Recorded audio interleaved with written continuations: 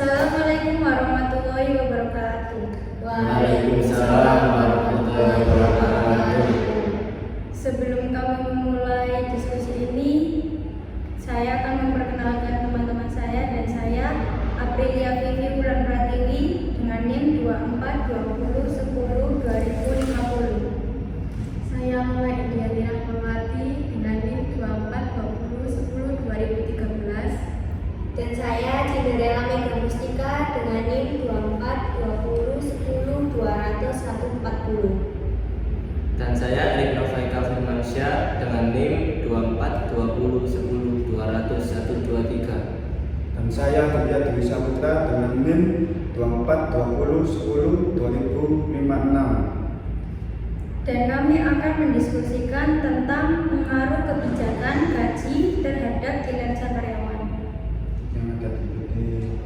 yang ada di PT Sekar Laut Tbk. Sebelumnya kita akan membahas latar belakangnya PT Sekar Laut Tbk.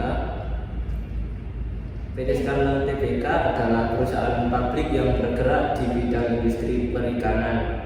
Didirikan pada 19 Juli tahun 1976 oleh H. Sutomo yang berada di Kota Sidoarjo. Perusahaan ini setelah tumbuh menjadi salah satu pemain utama di industri perikanan di Indonesia. Bisnis utama di PT Sekar Laut Tbk adalah produksi dan distribusi berbagai jenis produk perikanan seperti ikan segar, ikan beku, dan hasil laut lainnya. Perusahaan ini memiliki fasilitas produksi yang telah modern dan telah memenuhi standar internasional, sehingga dapat memastikan kualitas produk yang tinggi kepada para pelanggannya.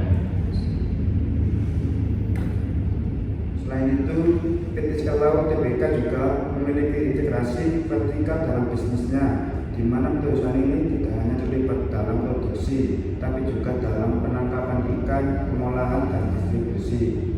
Hal ini memungkinkan perusahaan untuk memantau dan memantau seluruh rantai pasokan, mulai dari pengadaan bahan baku hingga pengiriman produk jadi ke pelanggan. PT Sekar Laut bermula dari usaha rumahan yang berkembang pesat menjadi perusahaan yang memproduksi makanan ringan dengan merek Vina yang meliputi kerupuk, emping, tepung, bumbu, saus, sambal, dan bumbu instan. Selain memproduksi makanan tersebut, PT Sekar Laut juga memproduksi makanan ringan lain dengan merek Bumi Food yang meliputi bakso, siomay, spring roll, nugget, dumpling, dan daging beku. Makanan yang ada di perusahaan ini dengan bahan yang alami dan higienis. Hal ini menjadi cikal bakal berdirinya PT Sekar Laut sehingga sampai saat ini.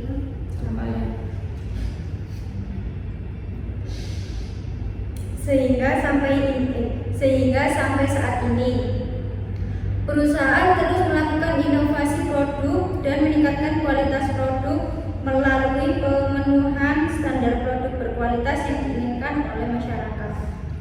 PT Sekar Laut juga menjaga komitmen terhadap keberlanjutan lingkungan dengan menjalankan praktik bisnis yang ramah lingkungan, baik dalam proses produksi maupun pengelolaan sumber daya.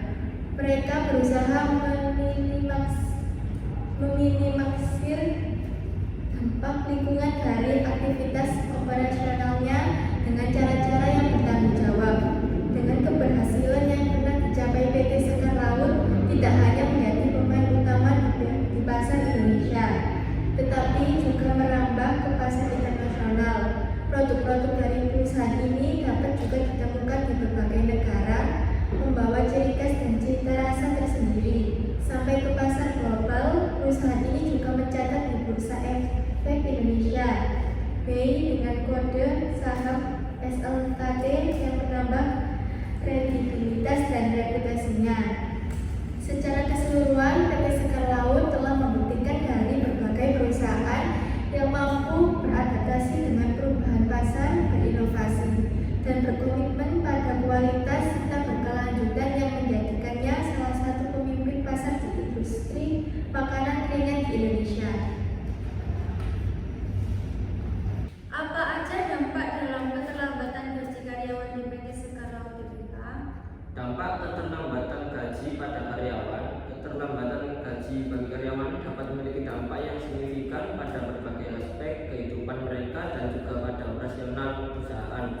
secara keseluruhan.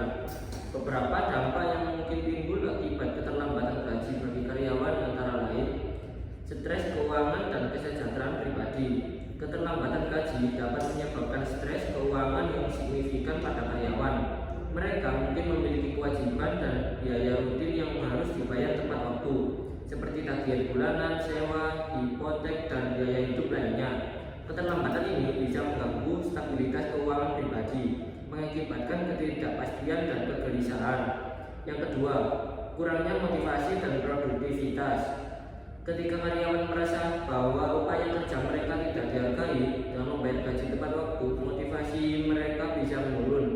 Ini dapat mengakibatkan penurunan produktivitas, kualitas pekerjaan yang menurun, dan bahkan ketidakpatuhan terhadap tugas-tugas yang diberikan. Kurangnya motivasi ini bisa menular ke seluruh tim atau departemen. Yang ketiga, kehilangan kepercayaan dan loyalitas. Keterlambatan gaji dapat merusak kepercayaan dan loyalitas karyawan terhadap perusahaan. Karyawan mungkin merasa bahwa perusahaan tidak memprioritaskan kesejahteraan mereka atau tidak mampu mengelola keuangan dengan baik. Kehilangan kepercayaan ini bisa berdampak jangka panjang pada hubungan perusahaan dan karyawan. 4. Gangguan hubungan tim dan organisasi. Jika keterlambatan gaji terjadi secara teratur atau dalam skala yang lebih luas, dapat menyebabkan konflik dan ketidakharmonisan dalam tim. Karyawan mungkin saling menyalahkan atau merasa frustasi terhadap manajemen. Selain itu, kondisi ini bisa menciptakan ketidakstabilan organisasi secara keseluruhan. Yang kelima, potensi hukum dan reputasi buruk. Keterlambatan gaji yang berulang-ulang bisa menyebabkan masalah hukum bagi perusahaan di banyak yurisdiksi. Perusahaan diharuskan membayar gaji tepat waktu sesuai dengan undang-undang ketenagakerjaan. Keterlambatan yang berulang dapat mengakibatkan tuntutan hukum, denda, atau sanksi lainnya. Selain itu, dampak negatif terhadap reputasi perusahaan juga dapat timbul jika berita tentang keterlambatan gaji menyebar, mengakibatkan kesan bahwa perusahaan tidak bertanggung jawab terhadap karyawan. Nah, solusi mengatasi keterlambatan penggajian adalah langkah penting untuk menjaga kepuasan karyawan dan stabilitas organisasi. Berikut beberapa solusi yang dapat diterapkan untuk mengatasi masalah tersebut. Yang pertama, peningkatan manajemen keuangan. Pilar utama dalam mengatasi keterlambatan penggajian adalah dengan memastikan manajemen keuangan perusahaan yang baik. Ini termasuk mengembangkan dan mematuhi anggaran yang realistis serta memantau secara rutin aliran kas perusahaan. Dalam situasi di mana keuangan perusahaan tidak teratur, pembayaran gaji karyawan bisa terlambat. Melalui manajemen keuangan yang cermat, perusahaan dapat memastikan dana yang cukup tersedia untuk membayar gaji tepat waktu. Dan yang kedua, penjadwalan gaji yang tepat. Merencanakan dan menjadwalkan pembayaran gaji secara konsisten dan pasti sangat penting. Penjadwalan ini harus menjadi prioritas dan harus dilakukan dengan ketat. Komunikasikan jadwal gaji kepada karyawan agar mereka memiliki informasi yang jelas mengenai tanggal pembayaran. Ini membantu karyawan untuk mengatur keuangan dengan lebih baik dan menghindari ketidakpastian. Dan yang ketiga, peningkatan proses administrasi. Ketelitian dan efisiensi dalam pengelolaan administrasi gaji adalah kunci untuk menghindari keterlambatan. Pastikan bahwa semua informasi yang diperlukan seperti catatan absensi, izin, dan perubahan status karyawan terorganisir dengan baik dan tersedia secara akurat. Proses administrasi yang efisien akan menghindari kesalahan dan memastikan data yang diperlukan tersedia tepat waktu. Yang keempat, penggunaan teknologi. Implementasikan sistem penggajian otomatis yang canggih seperti software payroll. Teknologi ini dapat menghitung gaji dengan akurat dan cepat, serta menghitung potongan pajak secara cepat. Sistem ini juga dapat menghasilkan slip gaji elektronik yang dapat diakses oleh karyawan. Penggunaan teknologi mengurangi risiko kesalahan manusia yang seringkali menjadi penyebab keterlambatan. Yang kelima, komunikasi yang jelas. Komunikasi yang jelas dan tepat waktu sangat penting dalam menghindari keterlambatan gaji. Jika terjadi perubahan jadwal pembayaran, pastikan untuk menginformasikan hal tersebut kepada karyawan dengan jelas. Jangan ragu untuk memberikan penjelasan mengenai alasan perubahan jadwal dan langkah-langkah yang diambil oleh mengatasi masalah tersebut.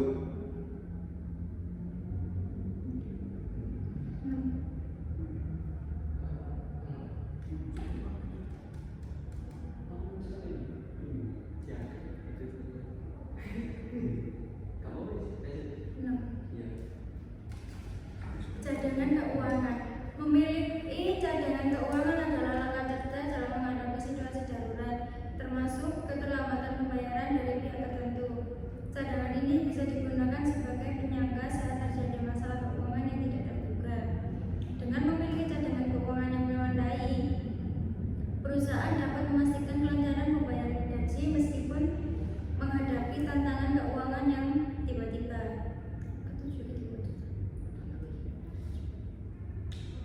Pemantauan dan evaluasi. Lakukan pemantauan dan evaluasi berkala terhadap sistem penggajian dan proses administratif. Identifikasi potensi masalah atau titik lemah dalam proses dan segera ambil langkah perbaikan jika diperlukan. Evaluasi ini juga membantu mengidentifikasi tren keterlambatan gaji dan melihat apakah solusi yang diterapkan berhasil atau perlu disesuaikan. Pelatihan dan peningkatan kompetensi. Pastikan tim yang terlibat dalam pengelolaan pengajian memiliki pengetahuan dan keterampilan yang memadai.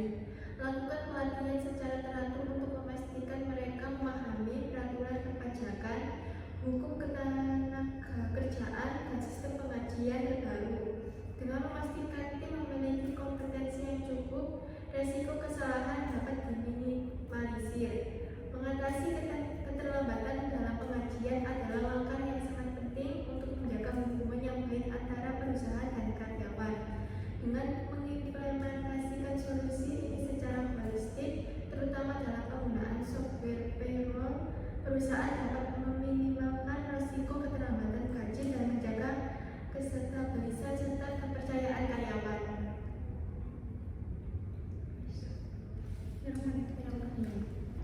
Apakah pengaruh motivasi mempengaruhi lingkungan kerja karyawan? Penilaian kinerja karyawan yang selama ini dilakukan belum sepenuhnya optimal dan berkaitan dengan penilaian sumber daya manusia yang terdapat di perusahaan Sekar Laut Tbk. Penilaian kinerja karyawan merupakan komponen yang sangat penting untuk perusahaan. Penilaian kinerja memberikan upaya untuk mempertahankan kelangsungan, perkembangan, dan kemampuan untuk bersaing karena memiliki sumber daya manusia yang baik dan maksimal.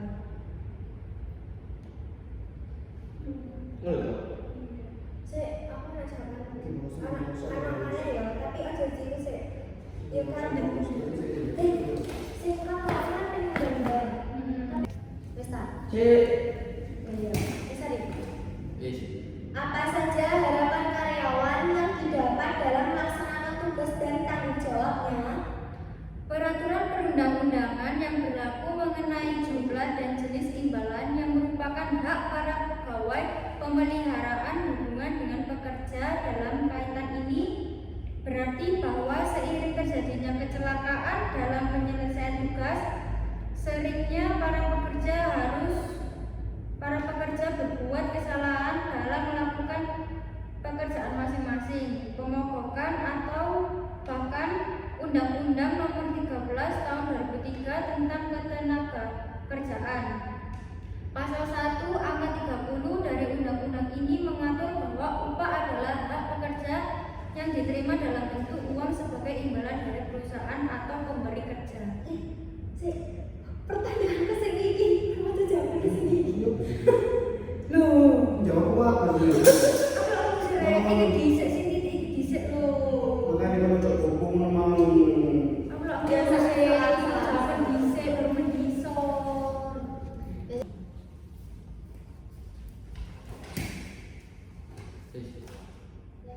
Peraturan undang-undang nomor berapakah yang mengatur ketenagaan kerja pada karyawan?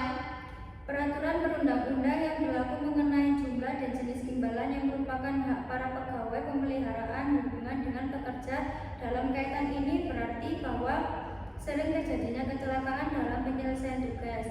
Seringnya para pekerja berbuat kesalahan dalam melakukan pekerjaan masing-masing, pemogokan atau bahkan Undang-Undang Nomor 13 Tahun 2003 tentang Ketenagakerjaan Pasal 1 Angka 30 dari undang-undang ini mengatur bahwa upah adalah hak pekerja yang diterima dalam bentuk uang sebagai imbalan dari perusahaan atau pemberi kerja.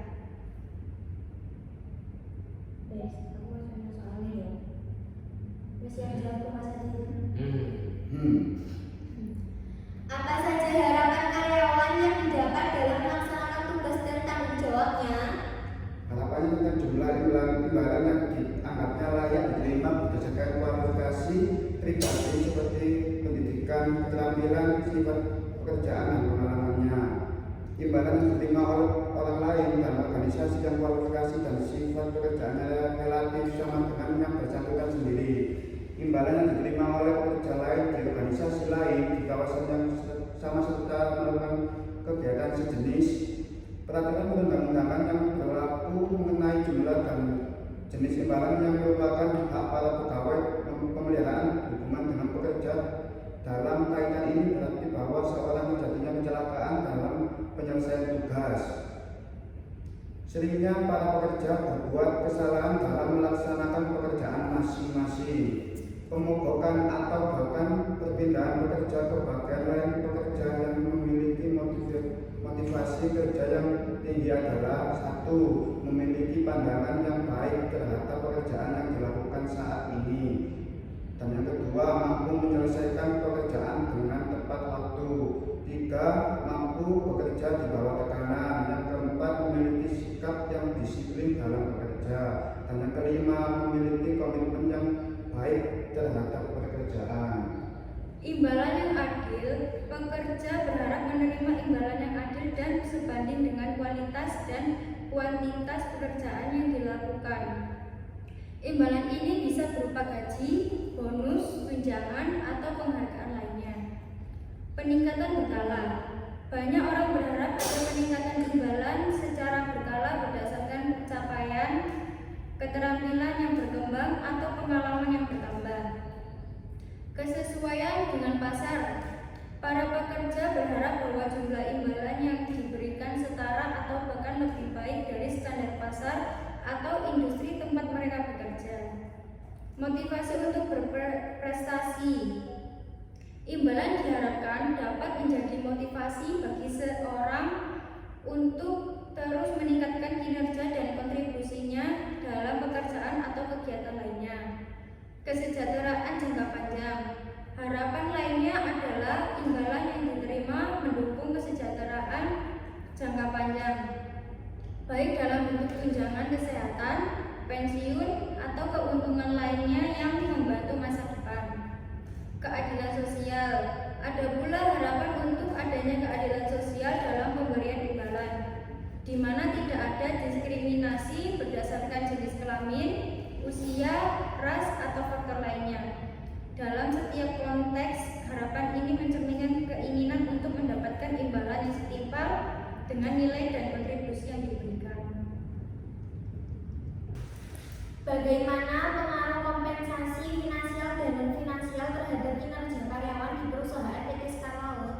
Pengaruh kompensasi terhadap kinerja karyawan juga memiliki kompensasi dampak signifikan terhadap motivasi dan kinerja karyawan. Pegawai akan merasa puas dalam bekerja apabila aspek pekerjaan dan individunya saling menunjang sehingga dapat dikatakan bahwa kepuasan kerja berkenaan dengan rasa-rasa seseorang tentang menyenangkan atau tidaknya pekerjaan karyawan.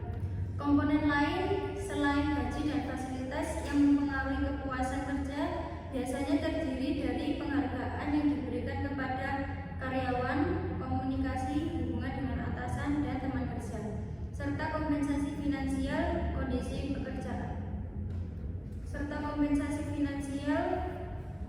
kondisi pekerjaan, keamanan, dan lain-lain. Keputusan kerja bersifat dinamis, yang berarti berkembang terus tergantung harapan yang ada di lingkungan kerja. Kompensasi adalah salah satu bentuk penghargaan suatu perusahaan terhadap sumber daya manusia yang terlibat di dalamnya.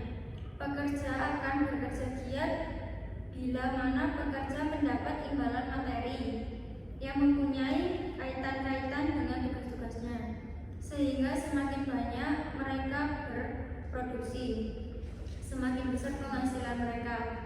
Untuk itu, menurut Taylor, pekerjaan hanya dapat dimotivasi dengan memberikan imbalan materi, dan jika balas jasanya ditingkatkan, maka dengan sendirinya gairah bekerjanya meningkat. Untuk mengatasi masalah tersebut perlu adanya poin penting untuk dipertimbangkan, yaitu yang pertama, kompensasi finansial, yaitu adanya gaji pokok, bonus, dan tunjangan dapat mempengaruhi motivasi karyawan untuk bekerja lebih keras dan bisa mencapai target. Selain kompensasi finansial juga ada kompensasi non finansial. Dengan adanya penghargaan, pengakuan, dan kesempatan pengembangan karir juga berperan penting dalam meningkatkan kepuasan kerja dan loyalitas karyawan. Dimensi imbalan yang memiliki pengaruh yang besar dalam terciptanya iklim organisasi yang baik. Dimensi ini menggambarkan sistem imbalan yang ada.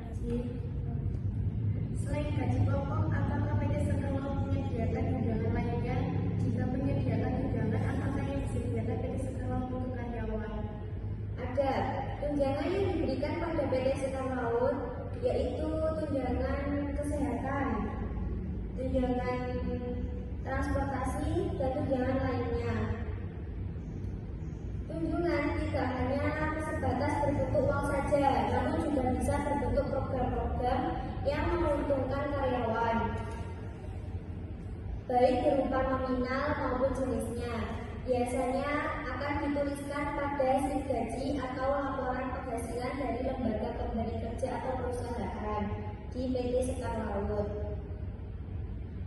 Pada dasarnya, tunjangan adalah komponen di luar pendapatan utama atau gaji. Selain itu, pemberiannya juga dianggap sebagai hak karyawan dan kewajiban bagi perusahaan. Tunjangan bisa diartikan sebagai tambahan gaji yang diberikan kepada karyawan di luar gaji pokok. Pada prinsipnya, tunjangan merupakan hak dari setiap karyawan sebagai bentuk kompensasi atas pekerjaan yang telah dilakukan karyawan setiap individual.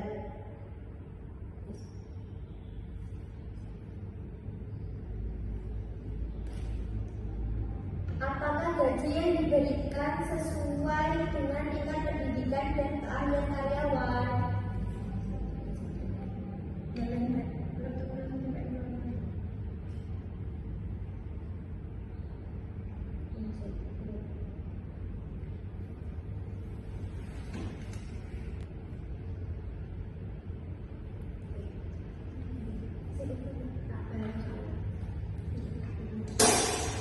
Apakah gaji yang diberikan sesuai dengan tingkat pendidikan dan keahlian karyawan? Perlu adanya kualifikasi dan pengalaman karyawan, salah satunya dengan menentukan tingkat pendidikan. Pengalaman kerja yang dapat menjadi pertimbangan utama dalam menentukan kisaran gaji. Gaji seringkali ditentukan berdasarkan tingkat pendidikan dan kualifikasi yang dimiliki oleh karyawan. Karyawan dengan pendidikan tinggi dan sertifikasi khusus biasanya akan mendapatkan gaji yang lebih tinggi dibandingkan dengan tingkat pendidikan yang rendah. Dampak ini dapat meningkatkan motivasi karyawan untuk melanjutkan pendidikan dan pelatihan guna meningkatkan keterampilan dan potensi gaji mereka. Kinerja setiap individu pegawai pada dasarnya berbeda antara pegawai satu dengan pegawai yang lainnya. Secara garis besar dipengaruhi oleh kinerja individu pegawai itu sendiri, yaitu 1. Kemampuan mereka, 2. Motivasi, 3. Dukungan yang diterima, 4. Keberadaan kerja yang mereka lakukan. Motivasi apa saja bisa didapat pada individual pada karyawan? Iya benar, motivasi juga mempengaruhi kinerja pada karyawan untuk lebih semangat kerja pada karyawan. Karyawan dengan pengalaman yang lebih banyak berpotensi memiliki peluang mendapatkan gaji yang lebih tinggi dibandingkan dengan lulusan baru atau belum mempunyai banyak pengalaman.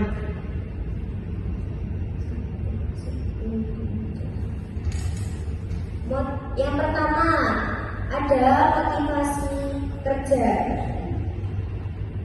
Karyawan yang memiliki motivasi yang tinggi dapat menyebabkan seseorang untuk bertindak dan mempunyai semangat yang tinggi.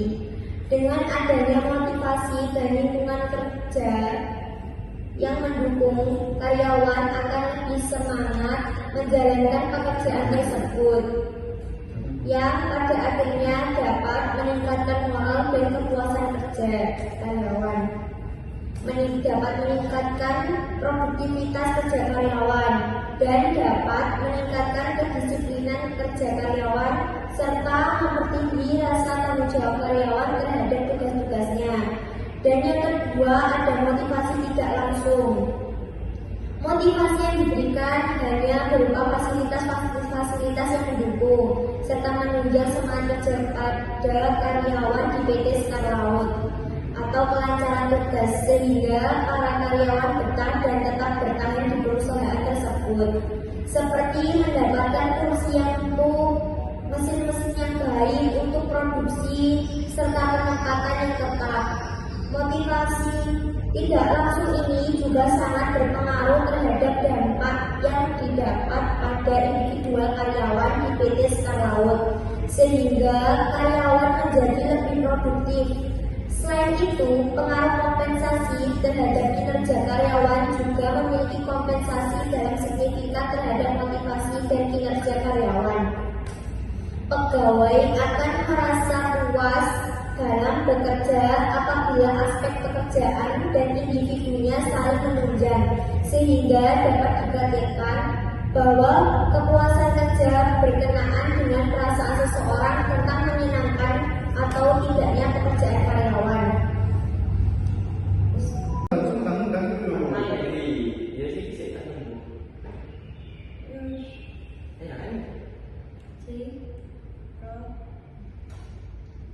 Apa aja sih tantangan dalam penerapan sistem penggajian di Indonesia? Ada beberapa tantangan sih di sini. Yang pertama, kesenjangan upah antar sektor formal dan informasi. Yang kedua, perbedaan upah antar wilayah. Yang ketiga, pengaruh perbedaan pendidikan dan keterampilan. Yang keempat, isu korupsi dalam penetapan upah. Yang kelima, pajak dan potongan gaji. Yang keenam, dampak perubahan ekonomi global. Yang ketujuh, kurangnya transparansi dalam penetapan upah. Kesenjangan upah antar sektor formal dan informasi. Salah satu tantangan utama dalam penerapan sistem gaji di Indonesia adalah kesenjangan upah yang signifikan antara sektor formal dan informal. Sektor formal seringkali memiliki aturan yang lebih ketat terkait dengan pembayaran upah dan manfaat lainnya. Sementara pekerja di sektor informal cenderung mendapatkan upah yang lebih rendah dan tidak memiliki akses yang sama terhadap manfaat seperti asuransi kesehatan atau pensiun. Ini menciptakan ketidaksetaraan ekonomi yang jelas di antara berbagai segmen masyarakat. Yang kedua, perbedaan upah antar wilayah. Indonesia adalah negara yang luas dengan perbedaan geografis yang signifikan. Ini mengakibatkan perbedaan biaya hidup yang mencolok antar wilayah. Meskipun ada upah minimum regional UMR yang berlaku di provinsi, perbedaan ini masih menciptakan masalah dalam menentukan tingkat upah yang adil. Pekerja di wilayah dengan biaya hidup yang lebih tinggi mungkin merasa upah mereka tidak mencukupi. Sementara perusahaan di wilayah dengan biaya hidup rendah mungkin menghadapi tekanan untuk meningkatkan upah mereka. Yang ketiga, pengaruh perbedaan pendidikan dan keterampilan. Tantangan lain dalam penerapan sistem gaji adalah pengaruh pendidikan dan keterampilan pekerja. Pekerja dengan pendidikan dan keterampilan yang lebih tinggi cenderung mengharapkan upah yang lebih tinggi pula. Namun, Indonesia masih menghadapi kesenjangan dalam pendidikan dan keterampilan tenaga kerja. Hal ini dapat menyulitkan perusahaan untuk menentukan tingkat upah yang sesuai dengan tingkat pendidikan dan keterampilan pekerja. Yang keempat, isu korupsi dalam penetapan upah. Isu korupsi juga mengaruhi penerapan sistem penggajian di Indonesia. Terkadang, praktik-praktik tidak etis seperti suap dan nepotisme dapat mempengaruhi penetapan dan distribusi upah. Hal ini dapat merugikan pekerja yang seharusnya mendapatkan upah yang adil berdasarkan kinerja dan kontribusi mereka. Yang kelima, pajak dan potongan gaji.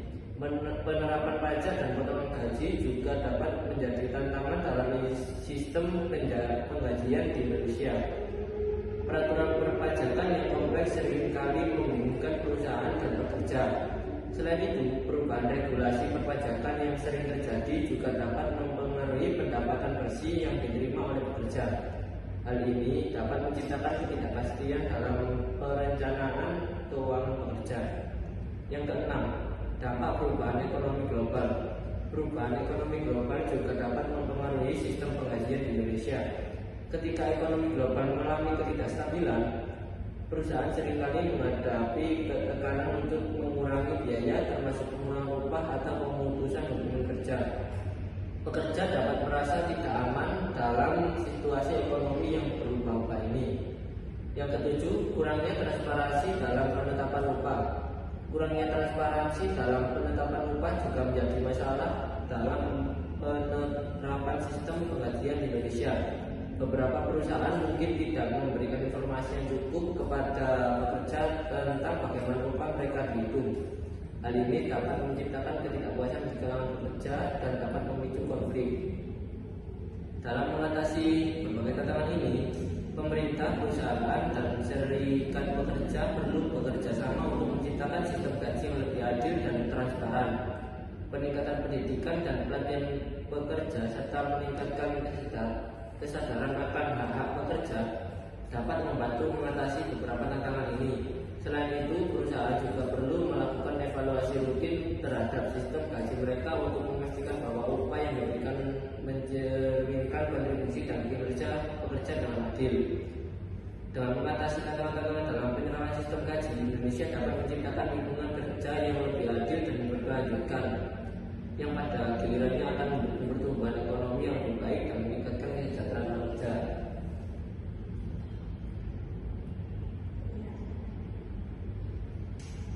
Selain gaji pokok, apakah PT Sekar Laut menyediakan tunjangan lainnya? Jika menyediakan tunjangan, apakah yang disediakan PT Sekar Laut untuk karyawan? Ada. Contohnya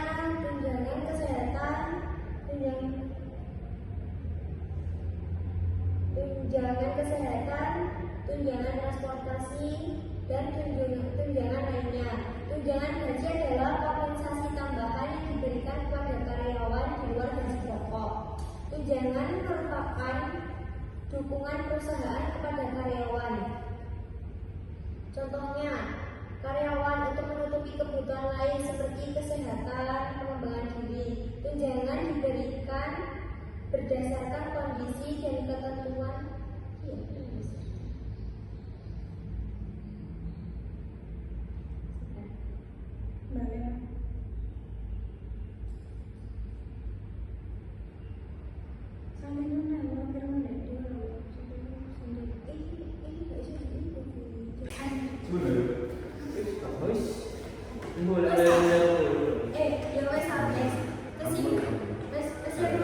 Satu, dua, tiga. Kesimpulan dari pembahasan Satu, dua, tiga. Kesimpulan dari pembahasan ini adalah PT Sekar Laut telah berhasil menjadi pemain utama dalam industri makanan olahan di Indonesia dengan berfokus pada kualitas keberhasilan perusahaan ini, didorong oleh strategi bisnis yang solid oleh tim, diverifikasi produk serta pemanfaatan teknologi untuk memperkuat daya saing pasar global yang dapat menunjukkan bahwa perusahaan ini memberikan kompensasi yang kooperatif bagi karyawan sesuai dengan posisi dan pengalaman. Gaji